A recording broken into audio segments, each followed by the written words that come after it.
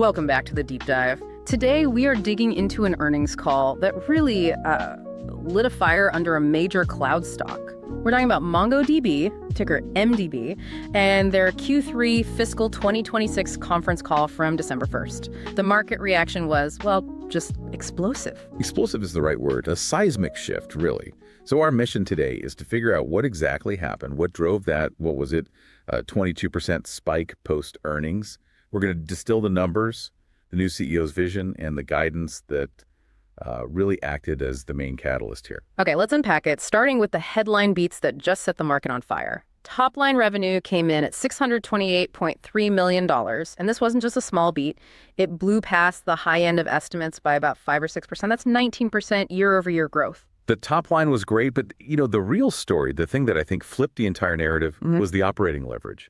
The non-GAAP EPS was a massive surprise, $1.32 per share. I mean, the street was looking for something closer to what, 79 cents? 79 cents, exactly. So that's a 67% positive surprise. I mean, that's the kind of thing investors dream of. It is. And it shows the company is really maturing. We even saw the GAAP loss shrink to almost nothing, just 2 cents a share. Right. But let's look at the engine room, the part everyone watches.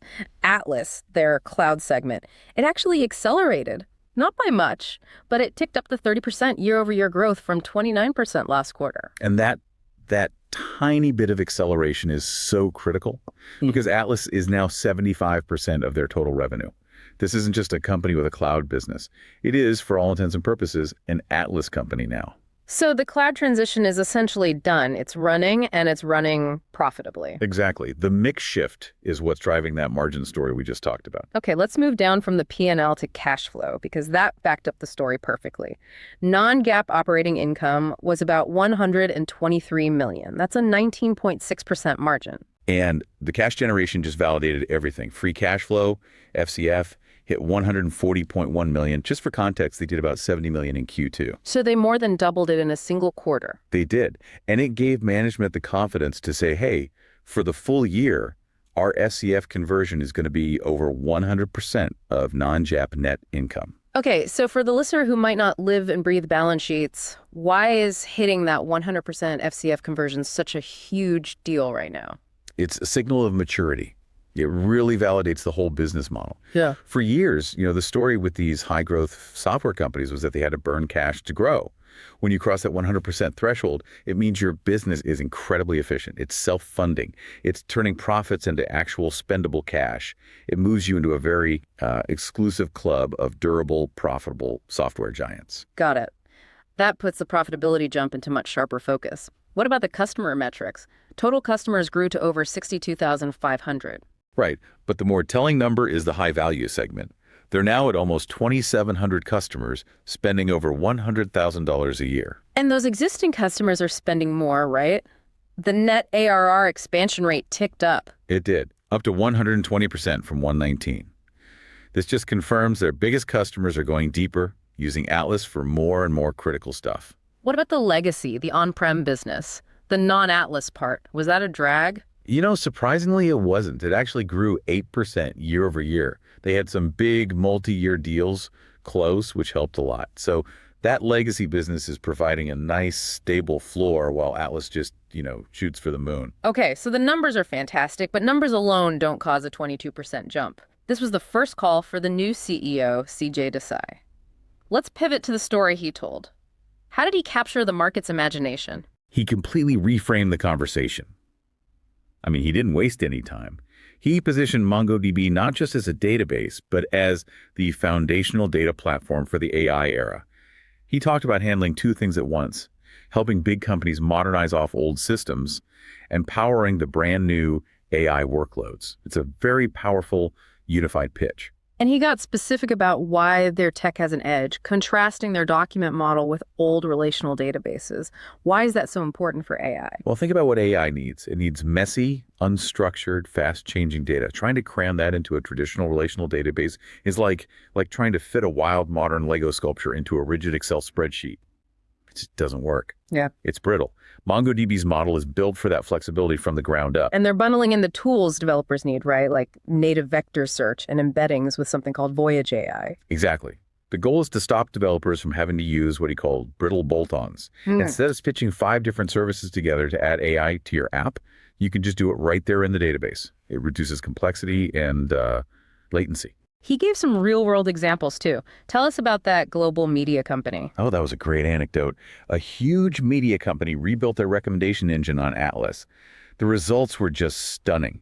They cut latency by 90% and click-through rates went up 35%. That's real money, real ROI. And he mentioned an AI-native company, Mercor, that ditched Postgres because it just couldn't scale with them. These stories are potent weapons. So we have a monster quarter, incredible profitability, and a super compelling AI story. But as you said at the top, the stock move was really all about the guidance. Absolutely. The Q3 beat got your attention, but the guidance is what made you hit the buy button. They raised the full-year revenue guide by $79 million at the high end. Just a big, big raise. And then came the bottom line revision, which was just monumental. It really was. They raised the full-year non-GAAP EPS guidance to between 476 and 480. Remember, the old guide topped out at 373. This was a gargantuan leap. It told the market this new level of profitability is here to stay. But they did give some important context on how they got there. They mentioned some planned spending on sales, and R&D got pushed out into next year, which helped the margin this quarter. That's a critical nuance for sure. They basically booked a one-time margin benefit, not because they cut spending, but because it was delayed. So wait, does that mean that FY27, when that spending finally hits, could be a disappointment on the margin front? It sets up that tension, absolutely. Management is basically signaling, look, we're still investing heavily for growth, so don't expect this crazy pace of margin expansion to continue forever. It's smart expectation setting. They're saying we're a growth company first. Right. And for that non-Atlas business, they basically guided to it being flat-ish next year. Not a headwind, not a tailwind. The focus is 100% on Atlas. It's a clear line in the sand. The future is the cloud and the AI narrative. Period. Okay, let's talk investor context. The market reaction was wild. The actual 22% move completely overshot what the options market was pricing in, which was only around 13%. That overshot is so important. It means the market was genuinely surprised. The stock had also pulled back a bit before the print, setting a low bar. So you had a low bar, a massive beat, and a huge guidance raise. It's the perfect recipe for an explosive move and a subsequent IV crush. Now, despite all the excitement, we saw analysts raise their price targets. Citi went to 440, but some were hesitant to tell people to buy at these new highs. And that's all about valuation. The stock now trades at a premium multiple, and that demands flawless execution. The biggest risk everyone is watching is if that Atlas growth slows from 30% down into the high 20s, any hiccup gets magnified at this price. We also saw the company signal a bit of a shift in capital strategy, using cash for RSU settlements and things like that. Exactly. This is the behavior of a maturing, shareholder return-conscious operator. It's subtle, but it's another sign they're growing up. The catalysts from here are proving this new guidance is a new base, not a peak, and actually showing some real revenue from all this AI talk. All right, now we have to transition to our favorite segment where we talk about a potential trade. And let's be crystal clear. This is not financial advice.